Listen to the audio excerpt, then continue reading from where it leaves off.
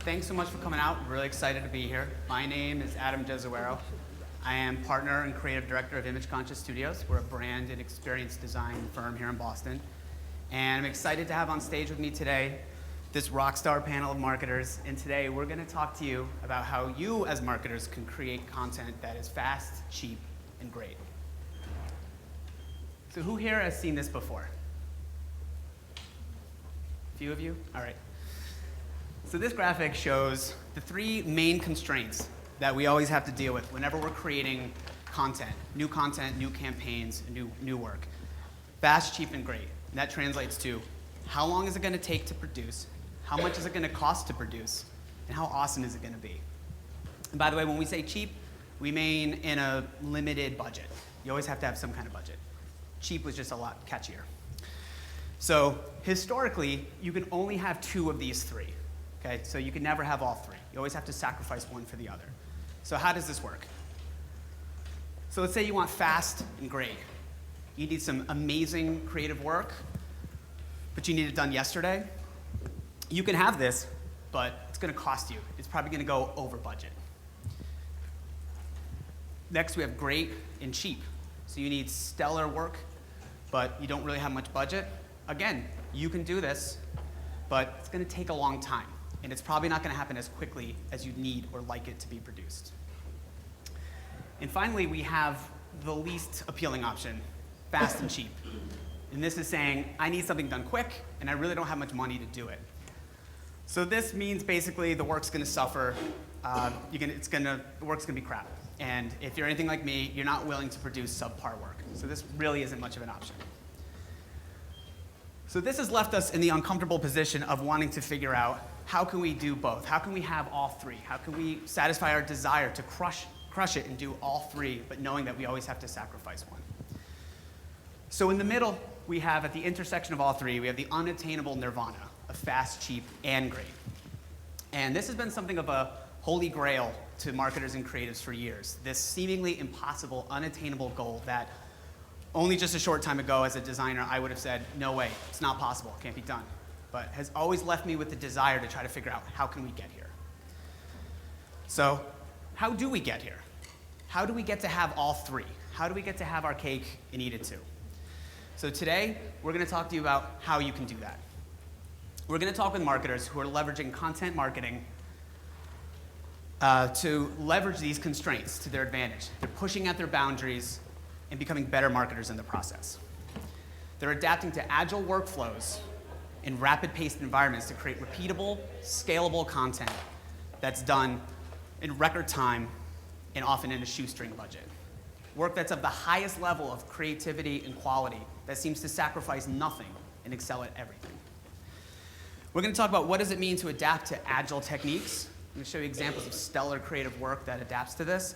And we're going to walk you through a simple creative blueprint that you can follow and adapt to your own work and your own campaigns. So let me introduce our panel. So first, I have Elle Wolf. She is Director of Demand Generation at Lattice Engines. Next, we have Frank Days, VP of Marketing at CoralSense. Leslie Bradshaw, COO of Guide. And Joe Chernoff, VP of Marketing of Convey. And Joe here is as Leslie said, the Kevin Bacon of content marketing. He is the one degree of separation between all of us. So I want to thank you, Joe, for bringing us together. So I'd like to start off with a quick overview of Agile. So Frank, would you talk to us a little bit about what does it mean to adapt to Agile, and how does that apply to marketing? Sure, thanks.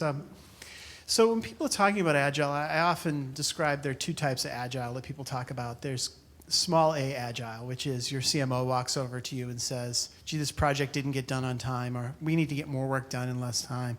We need to get work done with less people. That's what I call small a Agile, right? We need to be more nimble, more responsive, get more stuff done faster. And then there's the Agile, capital A Agile. Agile, as the software developers know it. Agile is a really somewhat rigid methodology which software developers adopted over a decade ago to deal with the uncertainty of building software applications. And over time, my personal story is I started to adopt some of the approaches because I started to realize that marketing plans, my history has been working in startups, is my marketing plan was less and less important over time. And more and more we were learning as we were going. So I needed a management framework. I needed a project management framework that could reflect the short planning cycles we worked within. We could adapt our workload to the learnings that we had along the way. And it wasn't so dogmatic that when we didn't write a plan, we'd spend a lot less time working and a lot less time planning, a lot more time working. So if that answers your questions. Sure, yeah. I'll just add something. It's actually funny because Frank came in and talked to the marketing team that I worked on, like, I don't know, 2 years ago or something, about sort of his agile framework, and I remember getting super fired up about it.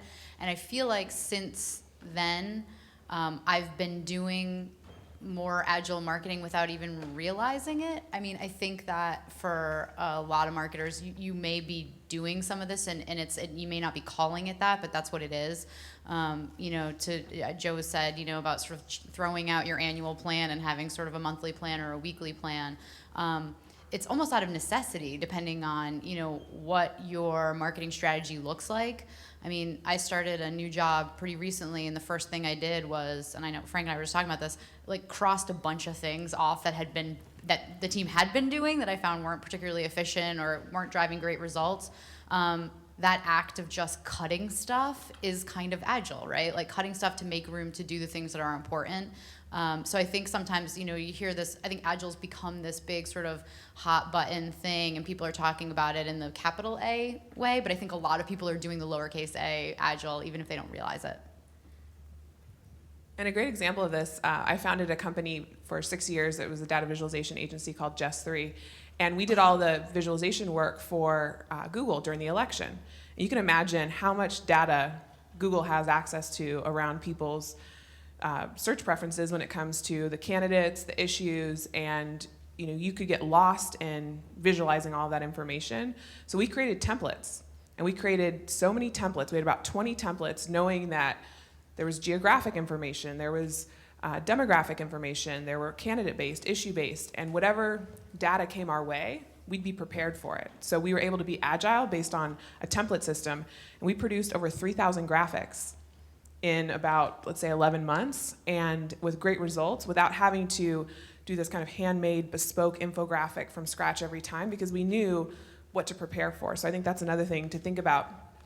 How many different templates can you prep ahead of time, because you want to take advantage of those kind of Oreo moments, right? When the Super Bowl lights go out, you want to have certain things that are already approved, and the bigger your team and the bigger your bureaucracy to get sign off, the more important having those templates in place. I mean, with Google, we wanted to move quickly, but it's Google, it's a big company, and they aren't going to let anything out the door with their name on it, because the integrity of the information and the brand are incredibly important. So the Tumblr CEO had I don't know if they still have it, but he had a rule that for every new feature added to the product, the team had to subtract one, and it forced discipline around what's valuable to build. And while I don't go that far with my marketing team, I try myself to be faithful to, if we're going to add something to the plan, assuming everybody's performing at capacity, then we try to take something off the plan. I don't do it 100% of the time. I wish I did. But I try to be faithful to that sort of Tumblr ideology. Great. Frank, I was wondering if you could talk a little bit about some of these points in terms of how Agile adapts to kind of like current marketing. Sure. I think it comes back to the iterative. When I think about content marketing, I started really trying to be a stronger proponent in the social media and the content marketing realm when I ran social media at Novell for a couple of years. And we were a typical large company with long planning cycles and interlock meetings. I don't know if anyone is familiar with that exercise. I'll laugh because it's usually a 6-month affair where you take about 30 people, stick them in a room, and one by one everyone makes a proclamation of what they were going to do for the next 6 months, and then you make this master spreadsheet with 400 cells, which you forget about, and you move on. So anyways, we were trying to launch some content marketing programs, and rather than going through the normal cycles like creating a creative brief, getting that into our interactive team, them taking 10 weeks to build it, we were trying to roll things out quite quickly, like content marketing sites and things like that. And the key thing for us was really, these projects were high risk. They had high uncertainty. And in this situation, much like building a software product, what the design specification you had at the beginning of the project often looks quite different from what the finished product is, because you're learning and adapting along the way. So I think content marketing, in particular the things we're talking about today, and much like Leslie was talking about, is that there is a lot of learning that goes in along the way, and having an adaptive management framework can be a huge benefit to you actually achieving what you want to achieve. Right. Do you feel that this is more applicable to like smaller companies, startups, scrappier teams, or can this apply to larger teams as well? Well, you know, I have a podcast, and I've been with my colleague. We've done almost 20 podcasts. So the 20th is going to be actually someone who's in a Fortune 500, a local company in the storage space, and the person I'm going to be interviewing is here in the room, and he said he was going to give me a hard time after. He'd come heckle me.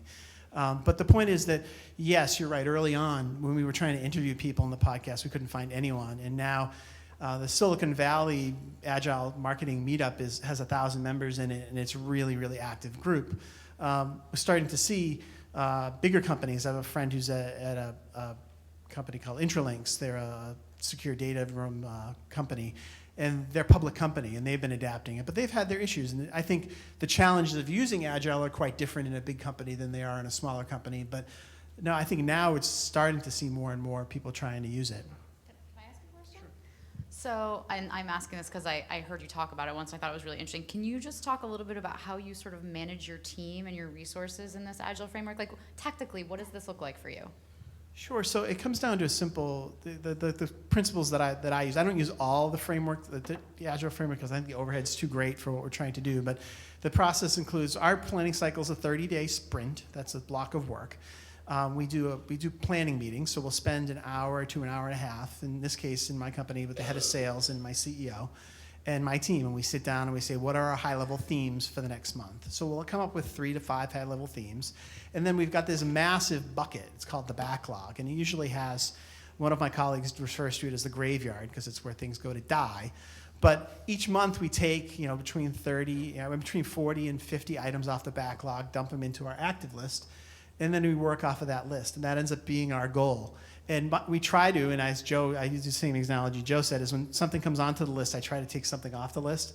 Doesn't always happen that way, but we work off that list, and then we meet. We have stand-up meetings, and they're called stand-up meetings because the intention is for them to be quick. But we will meet 10 or 15 minutes every morning to discuss, what did I do? What did I achieve yesterday? What am I working on today? And what barriers do I have to getting my work done?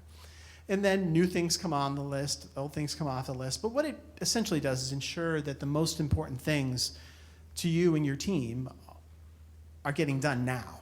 And also the things that, that are less relevant, or the things that you're trying to shake off, like, I don't know, my pet peeve is partner roadshows. I'm trying to shake off partner roadshows, then, the sprint planning process, I can have that high-level discussion with my head of sales and my CEO and shake that off at the beginning of the month, and it doesn't get put in the plan, so you don't have to have that argument later on. Awesome. All right, so Agile is obviously a huge topic. We could probably spend the whole hour talking about that. I'd like to move on to actually starting to generate some content.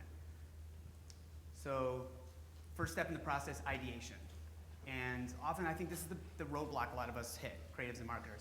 Like, where do we get the big idea for our next campaign? So Joe, I'd love if you could talk with us a little bit about some of your insights and secrets as to how you approach this.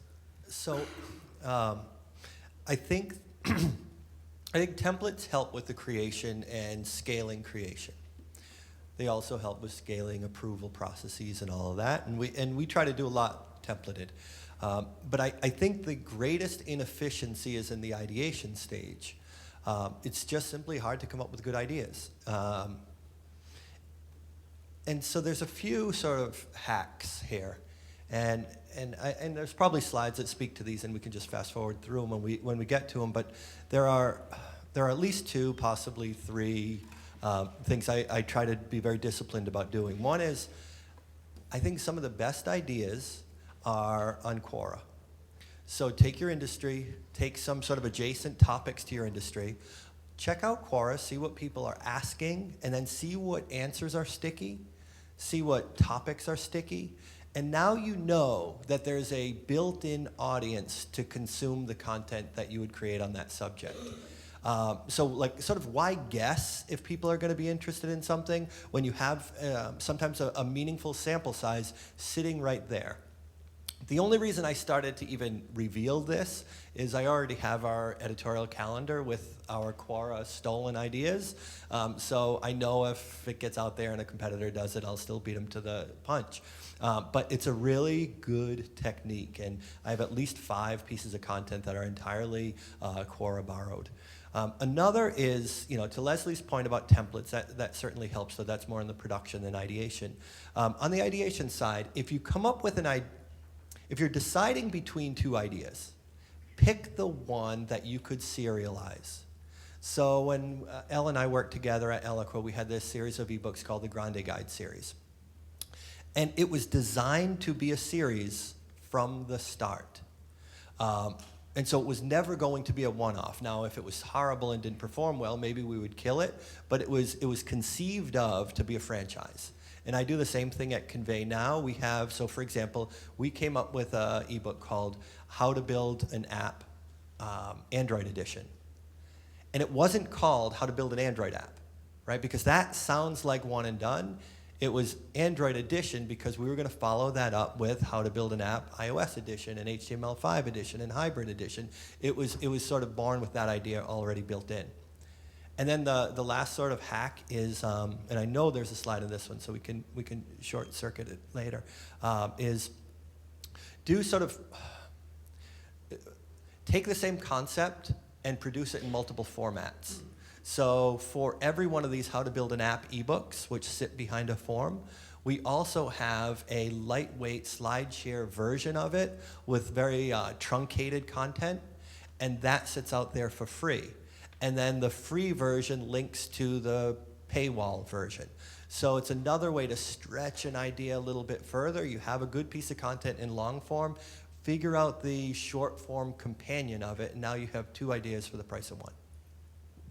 And I'm going to throw up in a 4th hack, something that we would do a lot is sometimes we didn't know which one was going to stick, and we just released all of them. We did something called the Geosocial Universe, and we had probably 40 iterations on the design, and we just started putting it out on Flickr, putting it out on TwitPic. At the time, Instagram wasn't out. And we watched the view count, and the view count shot up for one particular design because they were all wireframed, and it was different ways to lay out the information. So the one that had over 4,000 views on TwitPic is the one that we ended up inking and becoming kind of that final design. So it's kind of that, to use an overused term, crowdsourcing it, but before you invest a lot and throw a lot behind the idea, throw your sketches out. We would do that on Facebook, we would do it through the different social channels, and people vote with their likes, and they vote with their views and their eyeballs and their retweets, and that early on vote can indicate whether or not, especially if you're about to throw a bigger budget behind it, whether or not you should. I really like that. I'm going to steal that because I always fall in love with like 3 versions of something, and I'm like, I want to do all of them. So that's kind of a cool way of doing all of them. This isn't a hack at all. I'm just a big fan of spitballing stuff, and actually I was thinking about this very panel when Adam approached me and said, hey, we should do a panel at FutureM. I was like, I had just seen that Fast, Cheaper, Great, and I was like, that Fast, Cheaper, Great thing? Let's do a panel on that. And he was like, all right, well, what are we talking about? I'm like, I have no idea, but like, let's start with that. Same thing, actually, if you want to advance the slide, this is actually the beginning framework of a presentation that Joe and I did. We taught a class together. We were not working together at the time. We taught a class at Intelligently. And I kind of was like, I had one of these moments where I was like, I think I've got an idea. And it was like, just in its infancy, and when it came out of my mouth, it didn't even mean anything. And what you see here is actually Joe and I's brainstorm. We sat in a room together. Joe and I have done this twice, where we built these kind of like cool, really visual presentations that we've then delivered together. And it kind of starts with like, we just lock ourselves in a room and we like talk. Like again, I'll say something and I'll be like, I'm not sure what that means, but maybe we can turn it into something. And just we kind of started a deck. We'd bat it back and forth. He'd send it to me. I'd add something. And then if you go to the next slide, this is kind of what it ended up looking like. So, I mean, we kind of took this, like, wireframe some stuff, wrote up some high-level concepts, and then flipped it over, and this is sort of where we netted out. So I think that sometimes, like, you're waiting for divine inspiration, and it's not going to come. So I kind of find that, like, quick spitball, like, I have a cool, catchy idea. I don't know if it means anything, and then trying to build a story around it can sometimes work really well.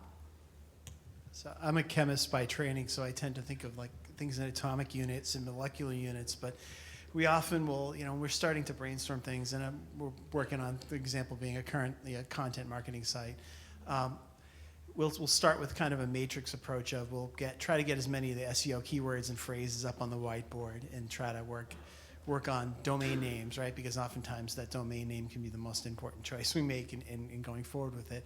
And then as we're starting to work on the content side, it maybe looks a little bit like a matrix, which is the domain names, and then across the top come the kind of potential topical idea areas. And then we try to look at what are some of the interesting cross sections of those two topics. So, once you've got your property in place, then it's, the example I use, and I know it's kind of cheap, shameless newsjacking, but when I'm selling to director of IT operations a post about what can Charlie Sheen's Meltdown tell me about log management software, that kind of stuff actually had a lot of legs for us, and it can be shameless, but actually that kind of ideation and iteration and craziness keeps the team's creative juices going, gets a lot of laughs, and also just keeps you from getting really stuck.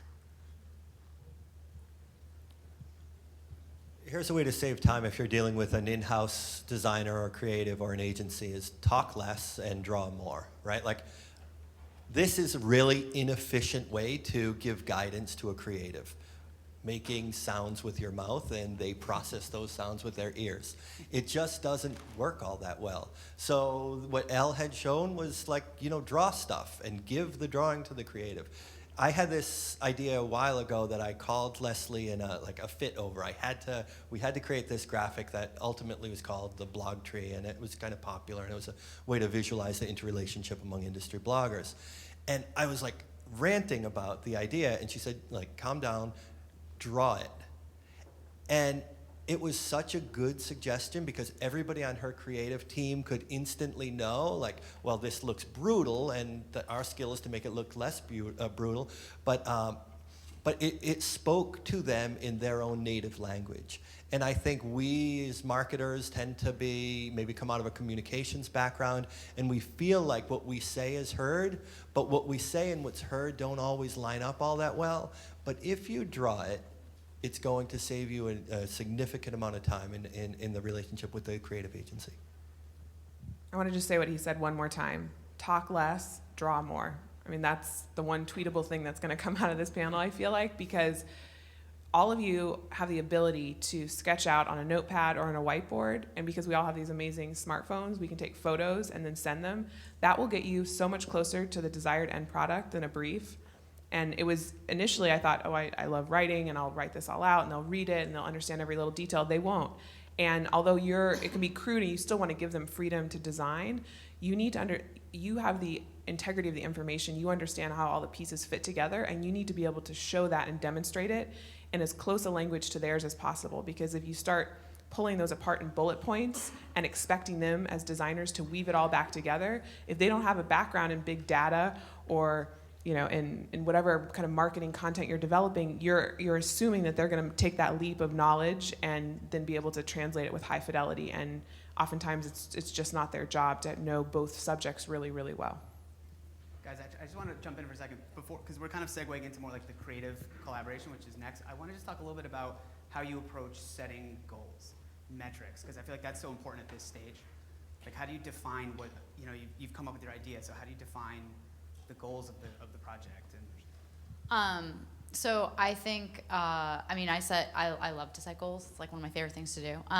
It really depends on, so we're talking about sort of content as the end product or the asset. It really depends on the channel and sort of right? So my goals as it relates to this social media contest that we're running right now are